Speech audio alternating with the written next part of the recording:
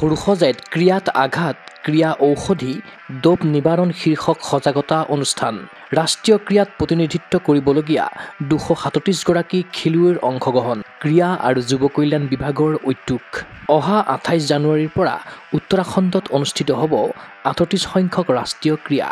তাৰ প্ৰাক্ষণত সৰুসজাই ক্ৰীড়া প্ৰকল্পত ৰাজ্য চৰকাৰৰ ক্ৰীড়া বিভাগৰ তত্ত্বাৱধানত অব্যাহত আছে বিভিন্ন ইভেণ্টৰ ফাণ্ড ৰেংকিং আৱাসিক প্ৰশিক্ষণ শিবিৰ আগন্তুক ৰাষ্ট্ৰীয় ক্ৰীড়ালৈ অসমৰ খেলুৱৈসকলে চূড়ান্ত প্ৰস্তুতি চলাই থকাৰ মাজতে ক্ৰীড়া আৰু যুৱ কল্যাণ বিভাগৰ উদ্যোগত তথা আগশাৰীৰ সামাজিক অনুষ্ঠান জনচৰাজৰ সহযোগত বৃহস্পতিবাৰে অনুষ্ঠিত হয় ক্ৰিয়াত আঘাত ক্ৰিয়া ঔষধি ডোপ নিবাৰণ শীৰ্ষক সজাগতা অনুষ্ঠান তথা কৰ্মশালা এই কাৰ্যসূচীত মূলতঃ 38 সংখ্যক ৰাষ্ট্ৰীয় ক্ৰীড়ালৈ নিৰ্বাচিত অসম দলৰ 237গৰাকী খেলুৱৈৰ লগতে উপস্থিত থাকিল প্ৰশিক্ষক তথা কৰ্মকৰ্তাসকল এই সজাগতা অনুষ্ঠানৰ জৰিয়তে খেলুৱৈসকলক ক্ৰিয়াত আঘাত ক্ৰিয়া ঔষধিৰ সঠিক প্ৰয়োগৰ লগতে ক্ৰীড়াবিদক নিষিদ্ধ ঔষধ সেৱনৰ পৰা আঁতৰাই ৰখা অৰ্থাৎ ডোপ নিবাৰণ সন্দৰ্ভত সময়োপযোগী জ্ঞান প্ৰদানেৰে দলটোক অধিক শক্তিশালী ৰূপত গঢ় দিয়াৰ গুৰুত্বপূৰ্ণ প্ৰচেষ্টা চলোৱা হৈছে জ্যেষ্ঠ ক্ৰীড়া সাংবাদিক হিলদুল গগৈয়ে আধৰা সজাগতা অনুষ্ঠানত সমল ব্যক্তিৰূপে উপস্থিত থাকিল ক্ৰীড়া ঔষধি বিশেষজ্ঞ ডাক্তৰ দীপাংকৰ ভট্টাচাৰ্য অস্থি বিষয়ৰ বিশেষজ্ঞ চিকিৎসক ডাক্তৰ বিনীত মহেশ্বৰী ক্ৰীড়া সচিব কেজে হিলালী ক্ৰীড়া সঞ্চালক প্ৰদীপ টিমুং সহকাৰী সঞ্চালক নৱজ্যোতি বসুমতাৰী জনচৰাজৰ সভাপতি ভাস্কৰণ গোহাঁইৰ লগতে বহুকেইগৰাকী আগশাৰীৰ ক্ৰীড়াবিদ তথা সংগঠক এই সজাগতা অনুষ্ঠানটোক লৈ আশাবাদী ক্ৰীড়া সচিব কেজে হিলালী প্ৰথম কথা এই কণ্ডিশ্যনিং কেম্পত ল'ৰা ছোৱালী যিবোৰ আহিছে সিহঁতি আচলতে এই কথাখিনি যে ভালদৰে বুজি পায় সেইটো আমি ভবা নাই আৰু গম পালেও এইটো এটা ৰিইটাৰেশ্যন এটা আমি কৰিব বিচাৰিছোঁ কাৰণ ডোপিং আপোনালোকে জানে বহুত প্লেয়াৰ্ছ এফ্লিক্টেড হৈ আছে এইটো প্ৰব্লেম এটা চাৰিওপিনে আছে এক্ৰছ দ্য ৱৰ্ল্ড আৰু আমি নাভাবোঁ বা আমি এক্সপেক্ট নকৰোঁ যে আমাৰ ল'ৰা ছোৱালীবোৰ সেইবোৰ যাব জানি শুনি এই নজনা যোনখিনি কথা সেই কথাখিনি আচলতে সিহঁতক বুজাবলৈ মানে আমাৰ ডিৰেক্টৰেট অফ স্পৰ্টছে আৰু সৰোজ এনজিঅ'য়ে লগ লাগি পেলাই তেখেতসকলে ডক্টৰছ মাতি আনিছিলে স্পৰ্টছ মেডিচিনৰ বুজাই দিলে ল'ৰা ছোৱালীবোৰক কি দৰৱ খাব লাগে কি কৰিব নালাগে সেই কথাখিনি বুজাই দিয়াৰ কাৰণে মই ভাবোঁ যে আমাৰ যোনটো এটা ধাৰণা যে আমি ছাপ্লিমেণ্ট ল'লে বা আমি মানে এটা মেডেলৰ কাৰণে আমি সেইবোৰ কিবা পাৰফৰ্মেঞ্চ এনহেন্সিং বা বুষ্টিং আমি মেডিচিনছ ল'লে আমাৰ ভাল হ'ব এই কথাটো তেওঁলোকৰ মূৰত চাগে আজি সোমাইছে নম্বৰ 1 নম্বৰ 2 আমি বৰ ক্লিয়াৰ আমি বিচাৰোঁ যে অসমৰ টীমে গৈ পেলাই খুব ভাল পাৰফৰ্ম তাতে কৰক উত্তৰাখণ্ডত কিন্তু এইবোৰ ডোপিং কৰি পেলাই নহয় ভাল খেলি ক্লিয়াৰলি মানে একেবাৰে ভাল ষ্ট্ৰেটেজি স্কিল দেখাই পেলাই তেওঁলোকে জিকক মেডেল সেইটো হ'ল আমাৰ ক্ৰেডিট আৰু তেওঁলোকে যদি এইবোৰ এই ডোপিং শ্বপিং কৰি পেলাই যদি এনহেন্স কৰে পাৰফৰ্মেঞ্চটো আমাৰ কাৰণে সেইটো লজ্জাৰ কথাই হ'ব সেইকাৰণে আমি এই বস্তুটো আজিৰ দিনটো মই ভাবোঁ প্ৰথমবাৰ যোৱাবেলি আমি যোৱা বছৰ অকল কণ্ডিশ্যনিং আৰু কোচিং কেম্প কৰিছিলোঁ এইটো এটা এড অন এটা হৈছে মই ভাবোঁ খুব ভাল পদক্ষেপ ডাইৰেক্টৰক মই ধন্যবাদ জ্ঞাপন কৰিব বিচাৰিছোঁ যে এই ধৰণৰ বস্তুটো হ'ব লাগে অকল নেশ্যনেল গেমছ যোৱাবোৰ ল'ৰা ছোৱালীবোৰৰ কাৰণে নহয় আমি চাৰিওপিনে আমাৰ খেল মহাৰণৰ ক্ষেত্ৰতো আমি এনেকুৱা যদি আমি কেম্প কৰোঁ তেতিয়া আৰম্ভণিৰ পৰাই এটা খেলুৱৈয়ে এইটো বুজি পাব লাগিব যে চৰকাৰে এনেকুৱা ডোপিং কৰা খেলুৱৈসকলক যে আমি প্ৰশ্ৰয় নিদিওঁ সেই বস্তু তেওঁলোকে গম পাব এই কৰ্মশালা নেশ্যনেল গেমছত অংশগ্ৰহণ কৰিবলগীয়া অসমৰ খেলুৱৈসকলৰ বাবে কিমান প্ৰয়োজনীয় ক'লে ডাক্তৰ দীপাংকৰ ভট্টাচাৰ্যই এণ্টি ডপিং আৰু স্পৰ্টছ ইঞ্জুৰি এই দুয়োটা বিষয়ে আমাৰ স্পৰ্টছ পাৰ্চনৰ কাৰণে খুবেই দৰকাৰী এইটো এটা কণ্টিনিউৱাছলি হৈ থাকিব লগা এটা আলোচনা যিটো হৈ থাকিব লাগে আৰু আজি আমাৰ যিটো নেশ্যনেল গেমছৰ প্ৰায় 40জন আছে খেলুৱৈ আমাৰ মাজত এতিয়া উপস্থিত আছে এই ছেমিনাৰখনৰ কাৰণে নিশ্চয় তেওঁলোক উপকৃত হ'ব কাৰণ ইয়াৰ বহুতে হয়তো ডপ টেষ্টিং বা মানে কেনেকৈ টেষ্ট কৰা যায় তেওঁলোকে সেইটো নাজানে এইটো আজি ইয়াত তেওঁলোকক সেইটো শিকোৱা হ'ব লগতে কেনেকুৱা ধৰণৰ দৰৱবোৰ তেওঁলোকে এভইড কৰিব লাগে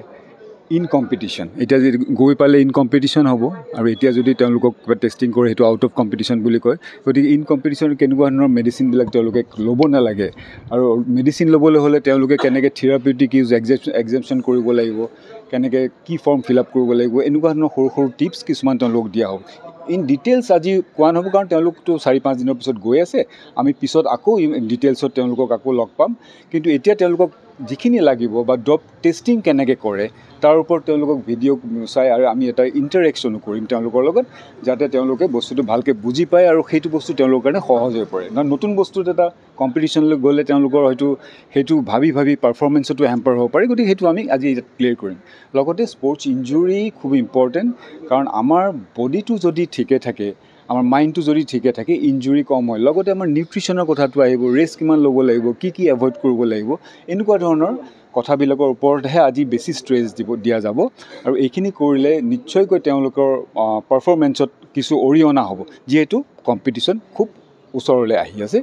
গতিকে আমি তেওঁলোকক খুব বেছি লোডেড নকৰোঁ কিন্তু এইখিনিকে কৈ পেলাই আমি তেওঁলোকক সহায় কৰিম এই সজাগতা কাৰ্যসূচীত অংশগ্ৰহণ কৰি আনন্দিত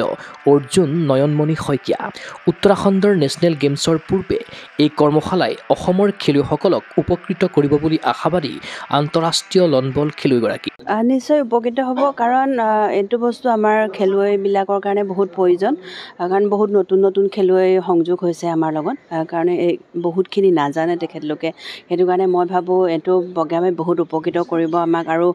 বহুত ৱেবছাইট হ'ব কাৰণ আমি এখন ষ্টেটৰ কাৰণে অসমখনৰ কাৰণে খেলিবলৈ গৈ আছোঁ মই ভাবোঁ আমাৰ খেলৰ লগতে আমাৰ অসমখনৰ মান সন্মানৰো প্ৰয়োজন বহুত চ' সেইটো কাৰণে মই ভাবোঁ বহুত প্লেয়াৰে বহুতখিনি নাজানে মই ভাবোঁ তেখেতলোকে জানিব আৰু সেইখিনি ভুল নকৰে তেখেতলোকে আগলৈ আৰু সঁচাকৈ মই ধন্যবাদ জ্ঞাপন কৰিছোঁ কাৰণ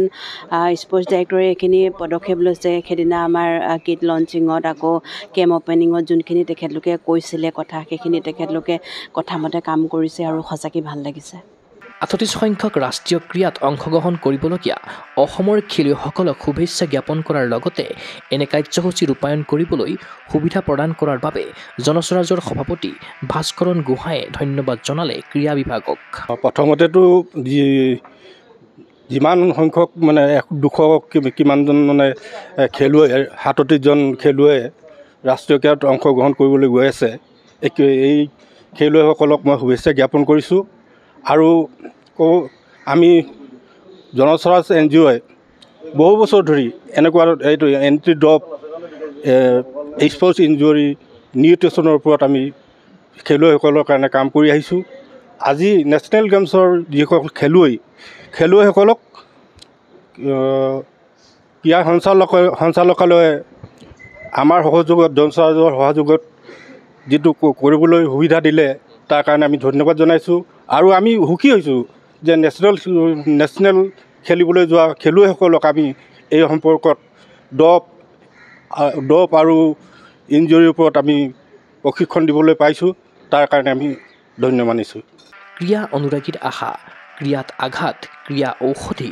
ডপ নিবাৰণ শীৰ্ষক বিষয়ত অসমৰ খেলুৱৈয়ে আহৰণ কৰক পৰ্যাপ্ত জ্ঞান আগন্তুক উত্তৰাখণ্ডৰ ৰাষ্ট্ৰীয় ক্ৰীড়াত অসমে অভিলেখ সংখ্যক পদক অৰ্জনেৰে ৰাজ্যক কৰক গৌৰৱৰ ভাগিদাৰ ভিডিঅ' জাৰ্নেলিষ্ট জবান ৰভাৰ সৈতে চিন্ময় বৰাৰ প্ৰতিবেদন গুগল স্পৰ্টছ এনি গুৱাহাটীৰ মাজমজিয়াত নৰ্থ ইষ্টৰ প্ৰথমখন এক্সক্লুচিভ মাৰ্চেল আৰ্টছ সামগ্ৰীৰ শ্ব'ৰুম তথা বিপণী Tirupati sports karate wushu taekwondo boxing jujitsu pencak silat judo আদি 7টাকৈ সমৰ কলা ইভেণ্টৰ ইউনিফৰ্ম আৰু প্ৰশিক্ষণৰ সামগ্ৰী ইয়াত উপলব্ধ